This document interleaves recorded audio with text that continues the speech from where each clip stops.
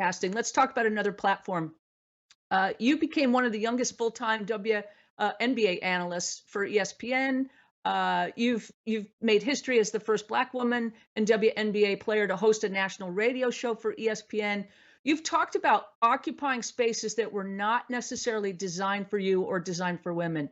Talk to me a little bit about your motivation for entering the broadcast world, especially while you were still trying to play. And what has your experience been like trying to bridge that gap between men's and women's basketball coverage? You know how Kobe Bryant says different animal, same beast? That's how I sort of saw broadcasting. At some points, my career has definitely been hampered on the court due to injury. And one of the benefits of being in Connecticut as a member of the Connecticut Sun is you're also in the backyard of ESPN. And I sort of took that athlete mentality and applied it to a different arena, to a different beast, and that was broadcasting. And I quickly realized that the same perceptions that are wrong that we dealt with as women's basketball players, those things can get perpetuated if you don't have someone different in the room. And so I started off, working odd jobs here and there for ESPN and also being a broadcaster for the Pac-12 network. And then I came back to ESPN and I was full-time at first under their international umbrella hosting SportsCenter Africa. And when I was doing that, I used to have basketball segments because that's my bread and butter. And those basketball segments internally at ESPN would go viral. And then on top of it would actually go viral because they posted those for the broader audience, not just the international audience.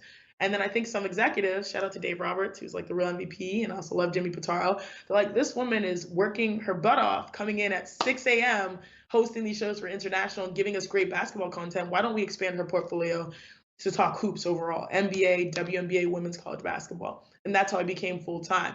A lot more ghetto in between, by the way. Like I interviewed mascots for the Pac-12 network. Some of my shows were done out of the closet. And then I popped up on air as a SportsCenter full-time analyst in 2018. But I say all this to say it's a different beast because one thing I have truly loved, a lot of people get mad when people don't understand or value the women's game. But one thing I've really loved is that, you can't have two crazy people in a fight. You can't have two angry people in a fight. You have to have someone that is level-headed, calm, and provides facts that cannot be irrefuted. And so I used to go on air and provide the facts. People did not know how to say my name. People questioned me for being a woman talking on all hoops. And people just probably maybe glanced over and I always say this, one thing I learned during that time was that they see you before they hear you. They judge you before they know you. That was my reality. But sitting up there, I love the challenge. The same way someone says, you're going to miss that shot. I'm like, oh, I'm going to practice and then I'm going to make it and I'm going to stare you down afterward and then smile, go off in my day and smile, right?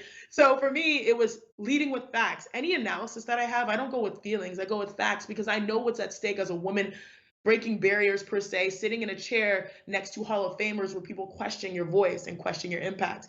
And that has been another competitive arena that I've loved, not just uplifting the women's game the way we normally do, but also occupying spaces on the men's side. Because when I started, when I was playing, there were a lot of men's coaches and men's broadcasters. So I was like, why not have women up in here? Like, let's have a real party. And so to be able to have, bosses that see value in that, and then also the ability to continue to have platforms to expand and grow. I have loved seeing how I'll walk around and now people say, oh, Chiney, you give Stephen A the business, you give Perk the business. And I am a fan. To me, that's the best way, I guess. Hey, maybe Washington Post will enjoy it. I'm not like very much, let's go to war. I'm very much, let's win with diplomacy. And I think I apply that in broadcasting.